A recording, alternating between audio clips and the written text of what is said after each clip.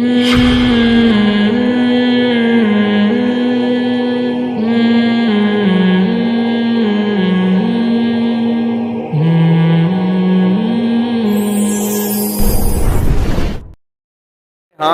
بعض نفسیاتی ڈاکٹر، سب کی بات نہیں کر رہا، وہ کہتے ہیں غصہ جب آئے تو جاری کر دو، ٹھنڈے ہو جاؤ گے، ورنہ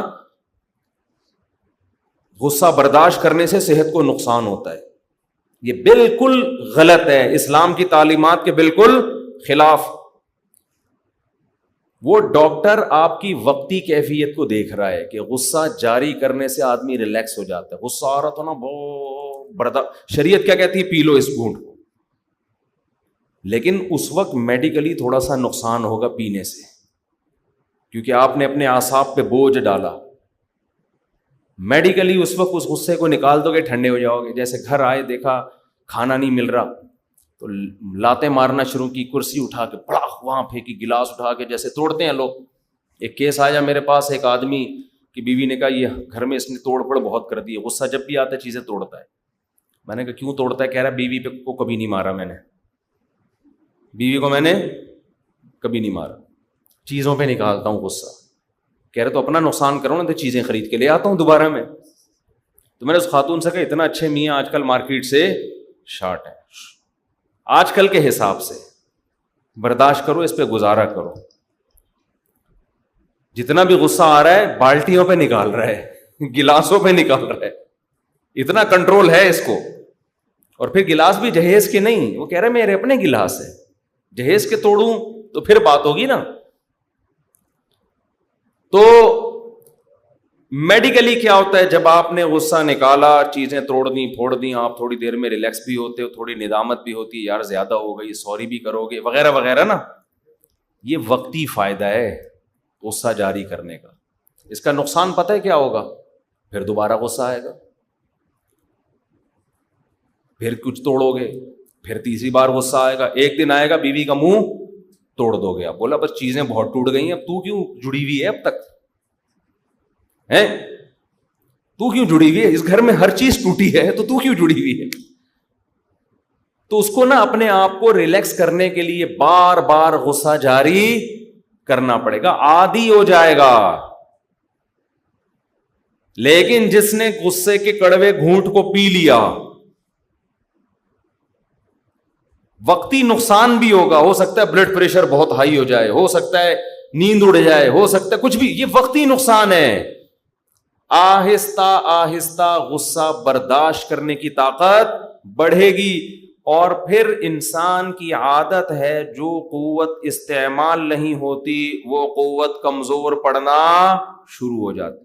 غصے کی قوت استعمال نہیں ہو رہی تو غصہ آہستہ آہستہ شارٹ ہونا شروع ہو جائے گا، غصہ مارکیٹ سے شارٹ ہو جائے گا، غصہ آنا ہی بند ہو جائے گا، پھر یہ ریلیکس ہوگا، پھر یہ اس کا بی پی ہائی بولو نہیں ہوگا۔ آج کیا ہو رہا ہے کہ جو ذرا سا مسئلہ وہ برداشت نہیں سکھاتے، برداشت نہیں کرتے، کبھی ادھر مار رہا ہے، کبھی گالیاں دے رہا ہے، کبھی یہ کر رہا ہے، کبھی وہ کر رہا ہے، کبھی طلاقیں نکال رہا ہے، کبھی کسی کو پکڑ کے کوٹ دیا، کبھی کسی کو پکڑ کے کوٹ دیا۔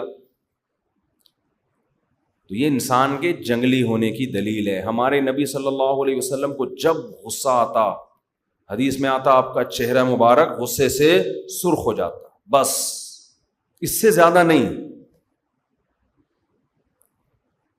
صحابہ سمجھ جاتے کہ آپ بہت شدید غصے کی عالم میں ہیں، ایسے غصے کی کیفیت ہوتی کہ جیسے انار کا رس آپ کے چہرے مبارک پہ ڈال دیا گیا، ایسا سرخ ہو جاتا۔ لیکن برداشت کتنی تھی؟ کسی نے ہمارے نبی کو طعنہ دیا کہ اس دفعہ مال غنیمت میں پراپر عدل نہیں ہوا ہے۔ ہمارے نبی نے ان لوگوں کو حصہ دیا زیادہ جو نئے نئے مسلمان ہوئے ہیں، ان کی تالیف قلب کے لیے، ان کا دل جوڑنے کے لیے۔ تو بعض لوگوں نے کہا کہ اس دفعہ پورے طریقے سے عدل نہیں ہوا، اور وہ بعض اپنے ہی تھے۔ غصہ آنا ایک فطری تھا نا۔ آپ نے فرمایا آپ کا چہرہ غصے سے سرخ ہو گیا، اور فرمایا اگر نبی عدل نہ کرے تو پھر کون عدل کرے گا؟ نئے نئے لوگ مسلمان ہوئے تھے نا، تو ایمان بعض لوگ جو بعد میں مسلمان ہوئے ہیں تو قرآن کہتا ہے ان کے دل میں ایمان پوری طرح راسخ نہیں ہوا تھا، تو ایسے نوجوان بعض کی طرف سے یہ اشکال آیا تو یہ نبی تک بات پہنچی، تو آپ کتنے غضبناک ہوئے کہ مجھے نبی بھی مانتے ہو اور یہ اشکال کیسے کیا تم نے؟ بس اتنا جملہ آپ کی زبان سے نکلا ہے کہ اگر نبی عدل نہیں کریں گے تو کون عدل کرے گا، اور غصے میں آپ کا چہرہ انور سرخ ہو گیا۔ ہم ہوتے ہم کیا کرتے؟ جو گھر میں کر رہے ہیں، غصہ آیا اٹھا کے پٹخنا شروع کر دیا، گالیاں ایسی ماشاءاللہ ہول سیل کے حساب سے چل رہی ہیں، اتنی گالیاں اور ایسی فحش گالیاں کہ معین اختر کے ماموں نے بھی وہ گالیاں نہیں سنی ہوں گی۔ تو یہاں بھی کیا کرتا ہے شیطان؟ آپ کے اس غصے کے عمل کو کیا کر دیتا ہے؟ مزین۔ تو ہوتا ہے انسان سے غلطی ہوتی ہے تو غلطی پہ توبہ کرے نا، استغفار کرے، معذرت کر لے۔ علماء نے غصے کا ایک علاج یہ بتایا کہ جن لوگوں کو غصہ زیادہ آتا ہے نا، وہ معذرت کرنا سیکھ لیں۔ جب غصہ آ گیا اور آپ نے بڑے بڑے سنا دی تو بعد میں کیا کر لو؟ سوری کر لو۔ اس سے بھی غصے کی بیماری آہستہ آہستہ شارٹ، کیونکہ آپ کو پتا ہوگا بعد میں سوری میں نے ہی کرنی ہے، بعد میں معذرت۔ ہمارے ایک دوست تھے کلاس فیلو پٹھان، گاؤں کے دیہات کے، ہمارے ساتھ پڑھتے تھے۔ انہوں نے ہمارے شیخ حضرت مفتی رشید احمد صاحب کو اصلاحی خط میں لکھ کے بتایا کہ مجھے اپنی بیوی پہ بلا وجہ غصہ آتا ہے، بعد میں احساس ہوتا ہے کہ یار یہ اتنا بنتا نہیں تھا۔ دیکھو جب آخرت کا خوف ہوتا ہے نا تو انسان ایک دوسرے کے حقوق خود پوچھ رہا ہوتا ہے کہ میری کیا ذمہ داری ہے۔ کب میں غصے میں پاگل ہو جاتا ہوں، پھر میں مارتا ہوں اس کو، ایسے کرتا ہوں، یوں کرتا ہوں۔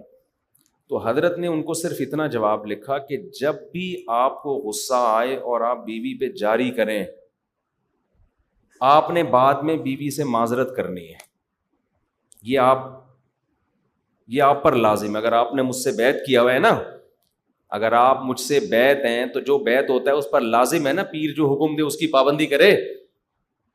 تو آپ یہ پیر اس طرح کے ہوتے ہیں جو حق اہل حق ہو۔ آج کل کے جو 2 نمبر قسم کے پیر آ رہے ہیں، پتہ نہیں کیا کر رہے ہیں، وہ بس چند وظیفوں میں گھما رہے ہیں پبلک کو۔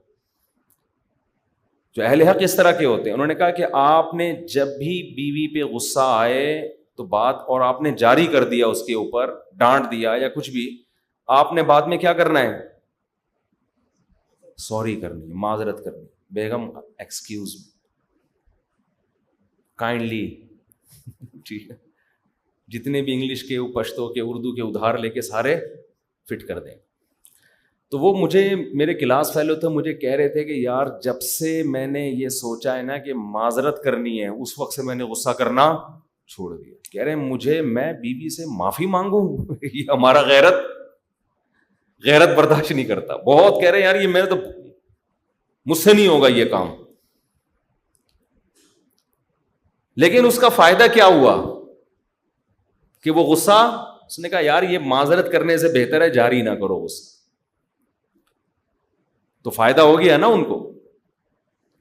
تو یہ بھی ایک علاج ہے کہ جب آپ پاگل ہو جائیں نا اور سنا دیں تو پھر اس پہ قائم نہ رہو، اس پہ قائم نہ رہیں کہ بس ہو گیا جو ہونا تھا۔ نہ نہ نہ نہ، جیسے ہی ٹھنڈا ہو آپ نے فوراً کیا کرنا ہے؟ یار تھوڑا میں زیادہ کہہ گیا، آپ سے معذرت چاہتا ہوں۔ سامنے والا انسان کا بچہ ہوگا نا تو آپ کے اس عمل پہ آپ کی قدر کرے گا۔ اگر وہ گدھے کا بچہ ہے تو کہے گا ہاں پہلے سناتے ہو بعد میں معافیاں کرتے ہو، ایسے کام کیوں کرتے ہو کہ بعد میں معذرت کرنی پڑے؟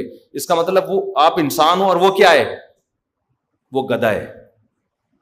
تو آپ اس کو بول دیا کرو کہ میں نے تو آپ سے معذرت کر لی ہے، آپ کو انسان سمجھ کے، مجھے سوری معلوم نہیں تھا کہ آپ گدھے ہیں، ایکسکیوز می سر، کائنڈلی اپنا خیال رکھیے گا۔ یہ خیر کہنا نہیں ہے، دل میں سوچنا ہے۔ وہ گدھا اس لیے ہے کہ غصہ جاری کرنا جتنا مشکل ہے نا، بعد میں سوری کرنا اس سے زیادہ مشکل کام ہے۔ تو اگر اس آدمی نے ایک برائی کی ہے، اس سے زیادہ وزنی اس نے نیکی کی ہے، تو یہ تو انسان تو خطا کا پتلا ہے نا۔ قرآن سے بھی تو پتہ چلتا ہے کتنے موقع پہ حضرت موسیٰ علیہ السلام کو غصہ آیا، قرآن کہتا ہے فلما سکت عن موسیٰ الغضب، جب موسیٰ کا غصہ ٹھنڈا ہوا، تورات کی تختیاں واپس اٹھائیں اور اپنے بھائی کے لیے مغفرت کی دعا کی، جن کو تھوڑی دیر پہلے نا داڑھی سے پکڑ کے کھینچ رہے تھے. موسیٰ علیہ السلام کوہ طور پہ گئے ہیں نا، واپس آئے تو دیکھا کہ بنی اسرائیل بچھڑے کی عبادت کر رہے ہیں. اتنا غصہ آیا موسیٰ علیہ السلام کو، تورات کی تختیاں ایک طرف رکھیں اور اپنے بھائی جن کو نگران بنا کے گئے تھے ان کی داڑھی اور سر کے بالوں سے پکڑ کے ایسے گھسیٹا ان کو، حالانکہ وہ بھی پیغمبر ہیں، ایسے گھسیٹا ان کو کہ تم کیا کر رہے تھے جب یہ لوگ بچھڑے کی عبادت کر رہے ہیں، تمہیں نگران بنا کے گیا تھا. اب دیکھیں اصولی طور پر تو حضرت موسیٰ کو پہلے پوچھنا چاہیے تھا نا، اصولی طور پر کہ بھئی یہ سب کچھ کیوں ہوا، آپ نے اپنی ذمہ داری پوری کی تو ہارون علیہ السلام بتاتے کہ یہ میں نے سمجھایا، یہ قوم ماننے والی نہیں تھی، تو پھر حضرت موسیٰ غصہ ہی جاری نہیں کرتے. کیا خیال ہے؟ لیکن غیرت اور دینی حمیت، شرک اتنا بڑا جرم، یہ قوم فرعون تباہ ہو گیا ان کے سامنے، اتنے معجزے دیکھ لیے تو اس لیے کہ بچھڑے کی عبادت کرو، تو غصہ آنا یہاں فطری تھا، نیچرل تھا. فوراً اپنے بھائی ہارون کی داڑھی اور سر کے بال پکڑ کے گھسیٹنا شروع کیا. یجرہ الیک، قرآن کہہ رہا ہے پھر پکڑا نہیں ہے، اپنی طرف غصے میں گھسیٹ بھی رہے ہیں. ہارون علیہ السلام نے حضرت موسیٰ کا احترام کیا کہ بھائی ہے اور مجھ سے زیادہ فضیلت والے پیغمبر ہیں. حضرت ہارون نے غصہ جاری بولو نا نہیں کیا. یہ احترام بھی ہے کہ غصہ چھوٹوں پہ ہوتا ہے، بڑوں پہ نہیں ہوتا. انہوں نے کہا یا ابن ام لا تاخذ بلحیتی ولا براسی، اے میری ماں کے بیٹے، محبت کا جملہ کہا نا تاکہ تھوڑا ترس آئے، آپ میری داڑھی اور پیشانی کو نہ پکڑیں، مجھے ڈر تھا یہ مجھے قتل کر دیں گے، میں نے ان کو سمجھایا، مجھے ڈر تھا کہ یہ کیا کر دیں گے، جان سے مار دیں گے، وہ زیادہ بڑا مسئلہ کھڑا ہو جائے گا. قرآن کہتا ہے موسیٰ علیہ السلام کا غصہ ٹھنڈا ہوا تو وہ تورات کی تختیاں بھی دوبارہ اٹھائیں اور اپنے بھائی اور اپنے لیے اللہ سے مغفرت کی دعا بھی مانگی. تو آ جاتا ہے انسان کو، پیغمبروں کو بھی آیا ہے، حضرت موسیٰ کو تو بہت دفعہ آیا ہے. بخاری میں حدیث ہے کہ موسیٰ علیہ السلام کے پاس حضرت موت کا فرشتہ آیا، پوچھا کہ کس سلسلے میں آنا ہوا آپ کا. حضرت موسیٰ نے پوچھا آپ کا آنا کس سلسلے میں ہوا؟ اس فرشتے نے کہا آپ کی روح قبض کرنے کے سلسلے میں حاضر ہوا ہوں. آپ کی روح قبض کرنے کے سلسلے میں. حضرت موسیٰ نے زور سے لگایا ایک تھپڑ، زور سے تھپڑ لگایا، اس کی آنکھ گر گئی نکل کے. اللہ کے پاس جا کے اس فرشتے نے کہا اللہ آپ نے مجھے کن کے پاس بھیجا ہے؟ اب یہ غصہ کیوں آیا حضرت موسیٰ کو، یہ ایک لمبی تقریر ہے، ایک لمبی بحث ہے، اس میں جو جلال تھا ان کی طبیعت میں. تو بعض دفعہ انسان کو انبیاء کا جو غصہ ہے وہ اپنی ذات کے لیے نہیں ہوتا.